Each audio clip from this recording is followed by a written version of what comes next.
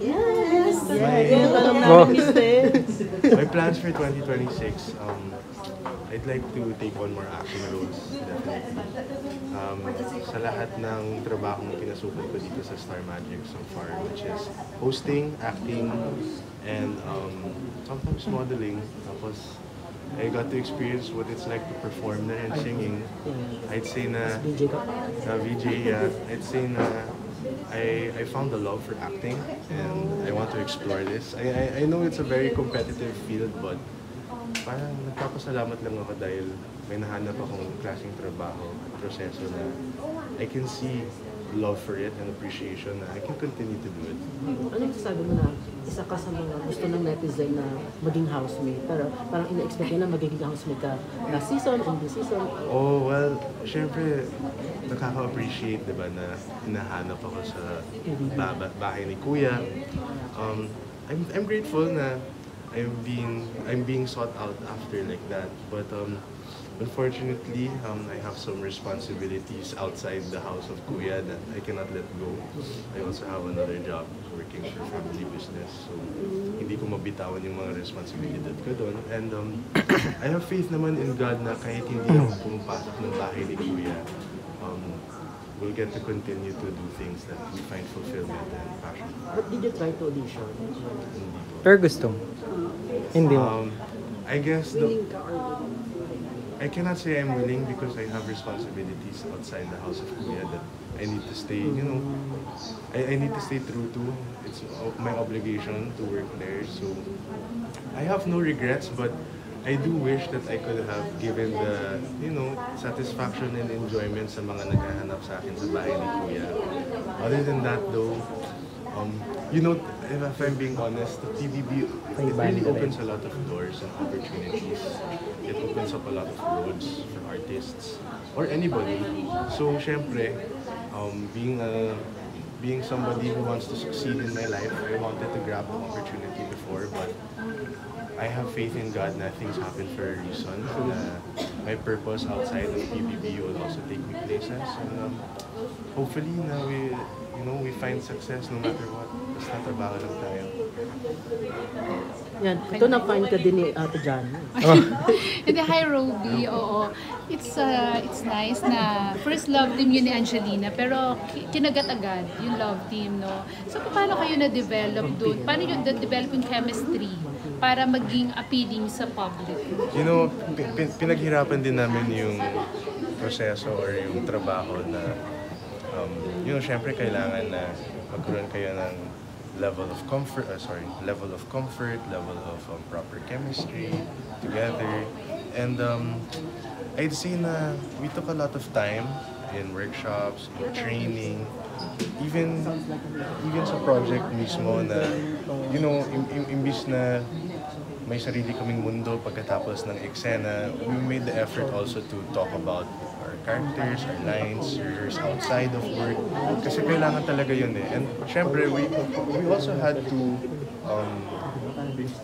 we had to go through all the motions of, the getting to know each other. Also a little more, because you have to get to know the people that you work with. So, I think, it was first the workshops, and then it was more of the character development work that we did together. Tapos yung mga lock-in na, we got to develop also, the on-screen and off-screen dynamic. As a new actor, I was very grateful to Angelina because she was very generous with, as an actress or as a scene partner, she's very generous with the emotions that she gives. So nakakatulong talaga yun bilang ka-eksena na nakikita ko yung parang, or nararamdaman ko yung nararamdaman niya as a character. So ano yung mga natuklasan mo about Angelina? Anong klaseng tao siya? Siyempre sa ilang months nyo nang working together. What I appreciate about Angelina is that she loves what she does and she wants to work and she wants to do it the best ways that she can and the right way. So for Angelina, there's no shortcuts. It's all hard work. And she wants to do it while enjoying her life, like all of us. So there's a level to relatability to that. And masaya din talaga kapag nakikita mo yung isa't isa na ganito ka nag-umpisa. And throughout the months of working together, you see a development, you see growth, and then it's very, much, I appreciate it. Yeah. Okay. Mahaba sumagot si Robby. Of course, words of encouragement, bibigay na sila ng supply sa akin. Paglahat yung pag-start sa script, sa pronunciation ng Tagalog. Kasi as a Cali girl ako sa Alabay. So, kapag nasa I call her up or I text her, Mom, can you help me? How do I say this well? She sends over voice notes for me to hear so I can practice also. So she's very hands-on talaga, sobrang supportive. Pero kasi sinabi ng mom mo, ang ayaw niya lang, kasi she was asked kung okay ba sa kanya, magkakaroon ka ng kissing scene. Eh sabi niya, as much as possible, hanggang sa kanya na lang. Yeah, I feel like it's too early for that, if ever, because I just signed this year. I want to explore more of the lighter scenes, and then maybe I'll just cross the bridge when I get there. But for now, parang wag muna. So hindi mo nakikita yung sarili mo susundan yung footsteps niya, doing sexy? No.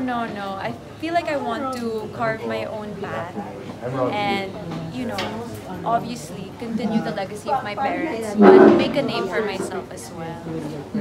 Pero as early as now ba, Angelina, napifeel mo na yung pressure na dahil anak ka ng celebrities, yung tingin sa'yo ng mga tao, parang mapapantayan mo yung naabot nila? Ay, syempre naman, pressure is super real. Of course, my parents, Cesar Montano, Sunshine Cruz, mga award-winning actors. So obviously the pressure is very real, but it's also motivating me to just do my best and to do the hard work. Kanino ka ba mas close, mom or dad? Yung mom ko. Yung sa mom mo. So, nag-share ka about personal, yung feelings mo, love life? Yes po, opo. I tell her almost everything when I need advice. I go to her. Siya kasi yung nagbibigay ng advice sa akin, whether it be personal or work-related. So, anong advice niya? Ma-eksena mo sa About love, Pero kung hindi ni Robby, lagi kayo, syempre yung It was amazing. It was definitely a learning experience. Lalo na kapag kasama mo sila, Kim Kuya Pao, even like the great John Arcilla, Zaza Padilla, Raf Rosel, Sam Milby, Sofia Andres, correct? So working with very seasoned, experienced actors and actresses who have been at this for quite some time, it gave me a chance talaga to learn from them. I get to see them by their example, and thankfully also, during the taping experience sa Lock-In, pag magkasama kami, lalo na nila Kuya Pao, Kuya Raf, and Sir John, a lot of conversations would, exist with regard to, exchanging ideas on acting, on breaking down characters, the story, the script.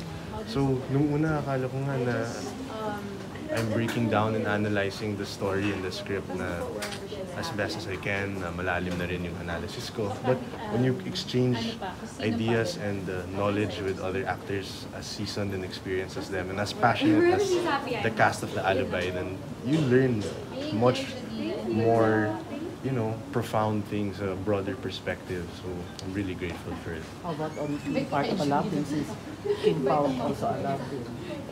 Well, Mga palibas na or I guess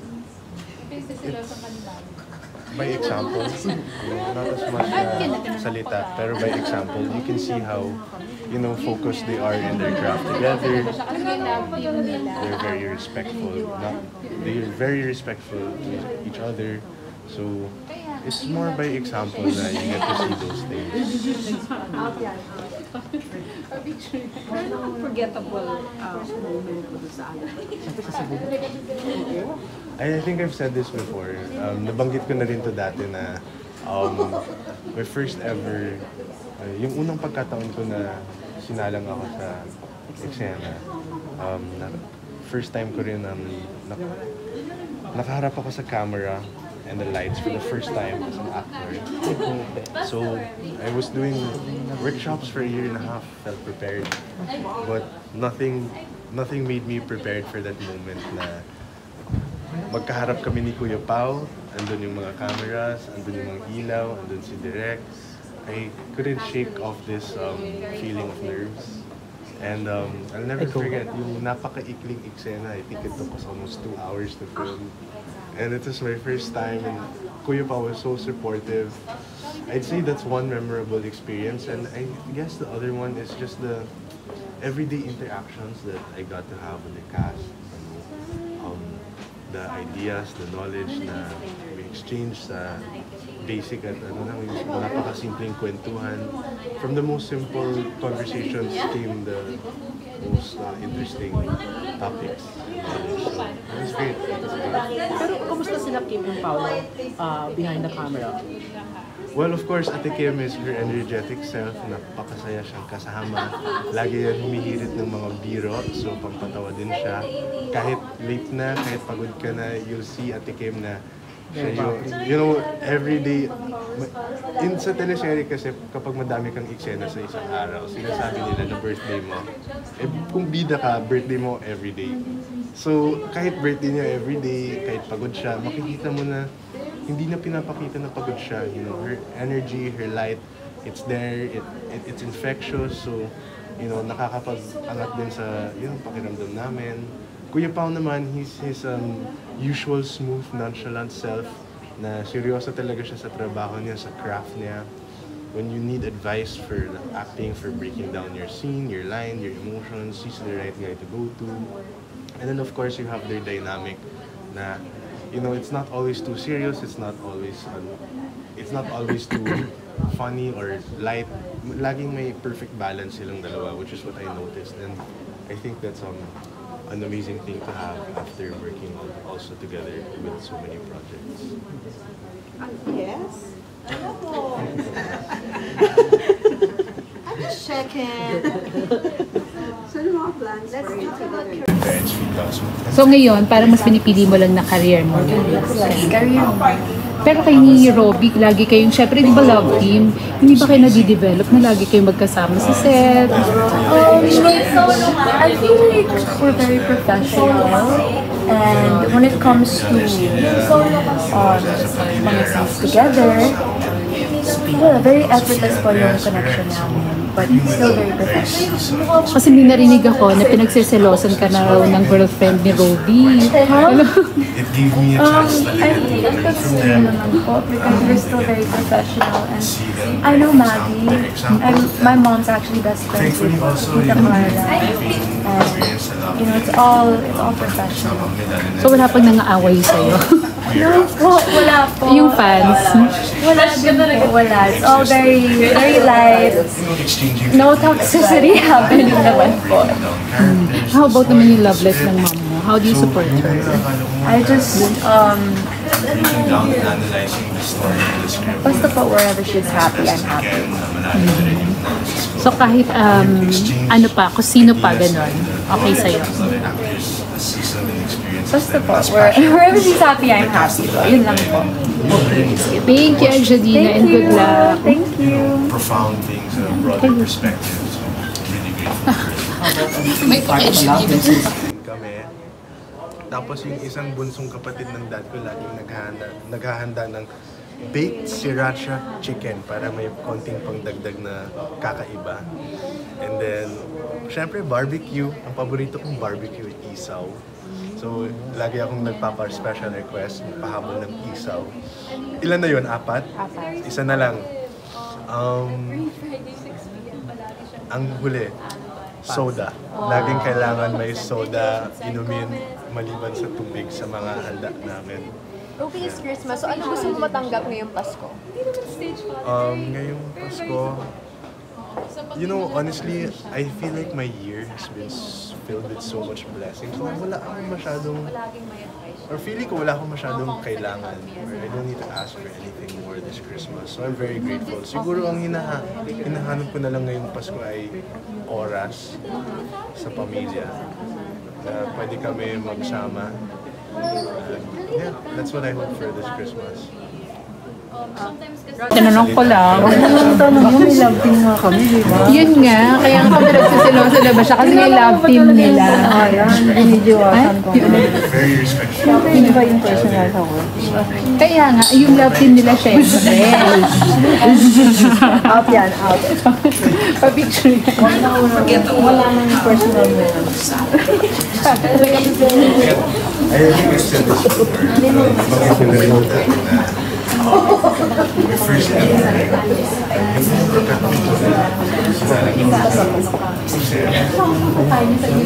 first time ko rin na